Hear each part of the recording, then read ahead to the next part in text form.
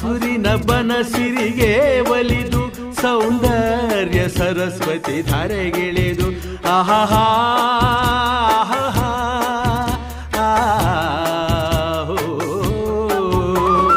ಹರಿಯುವ ನದಿಯಲ್ಲಿ ಜಾಡಿ ಹೂವನದಲ್ಲಿ ನಲಿಯುತ್ತ ಓಲಾಡಿ